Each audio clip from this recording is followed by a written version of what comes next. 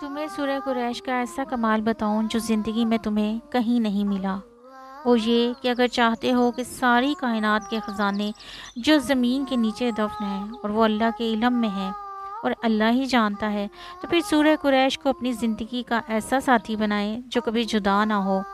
سفر ہو، زندگی ہو، موت کا آخری وقت ہو، کھانا پینا ہو، اولاد ہو، گھر ہو، جھونپڑی ہو، محل ہو، خاص وقت کا خاص عمل اور نسلیں کامیاب۔ اگر کوئی شخص سورہ قریش کو اس وقت پڑھے جب وقت میاں بیوی کے ملنے کا وقت ہوتا ہے، یعنی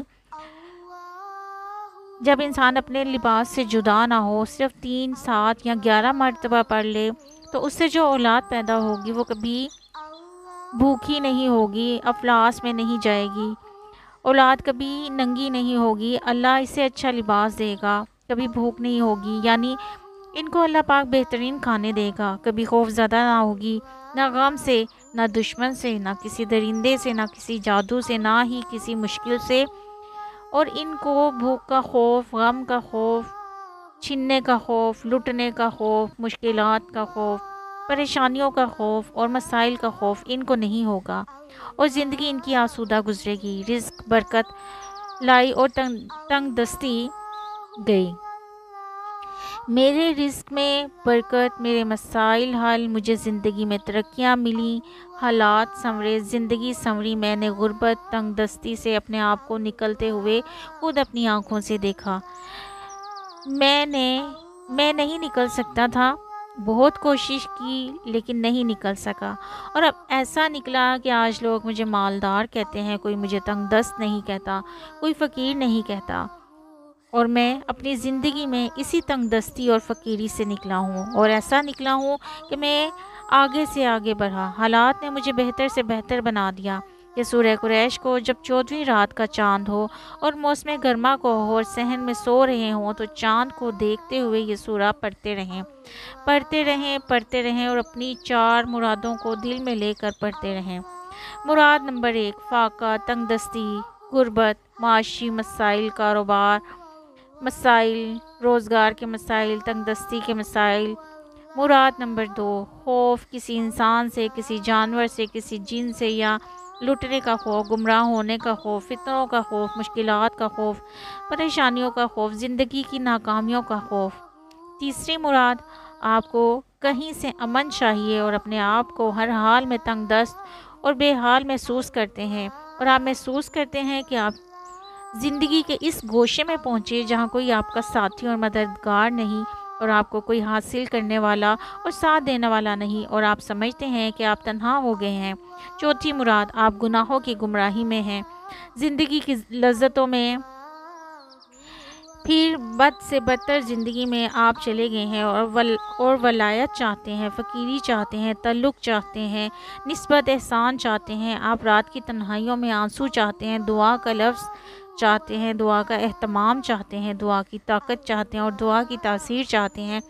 بس میرا گھر، میرا تن، میرا من روشن۔ سورہ قریش بلا تعداد چاند کو دیکھتے ہوئے پڑھیں، اور بس ایک تصور ضرور کریں کہ مولا چاند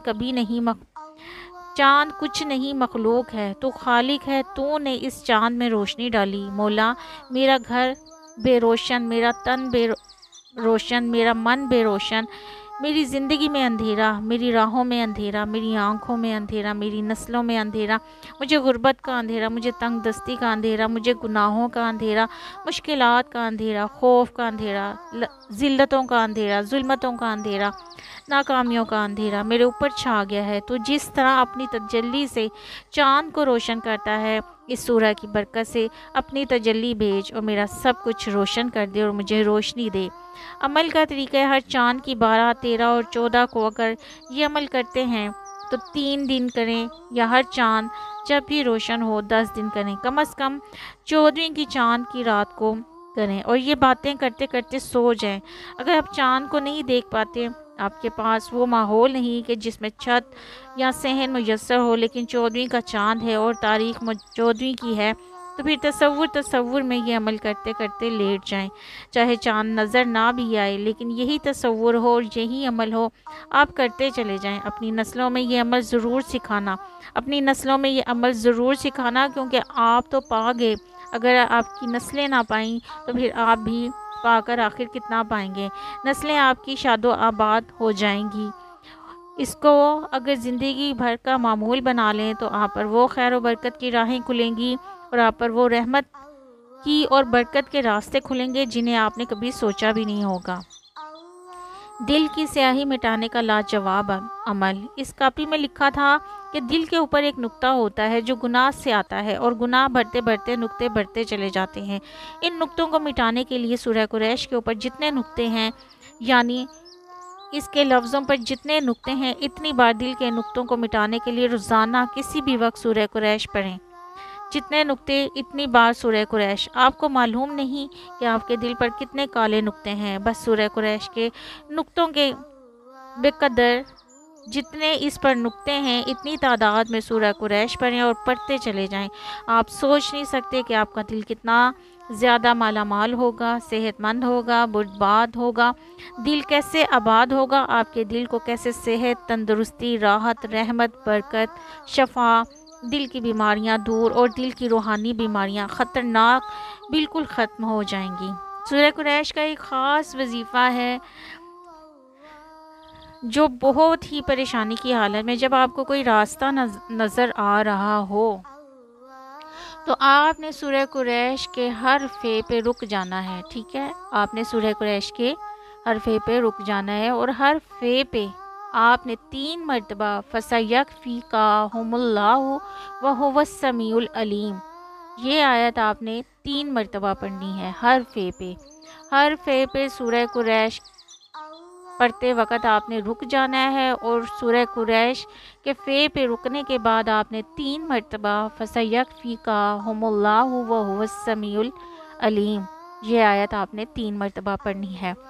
اسی طرح سورہ قریش کو مکمل کرنے کے بعد آپ نے اول آخر 11 مرتبہ درود پاک پڑھنا ہے، اور اپنے مقصد کے لیے اللہ تعالیٰ سے دعا کرنی ہے۔ انشاءاللہ تعالیٰ اس سورہ قریش کے فے کی برکت کی وجہ سے آپ کی پریشانیاں، آپ کی مشکلیں آسان ہو جائیں گی۔ دعاؤں میں یاد رکھیے گا۔ چینل کو سبسکرائب کر لیں، لائک کر دیں اور شیئر کر دیں۔ جزاک اللہ خیر۔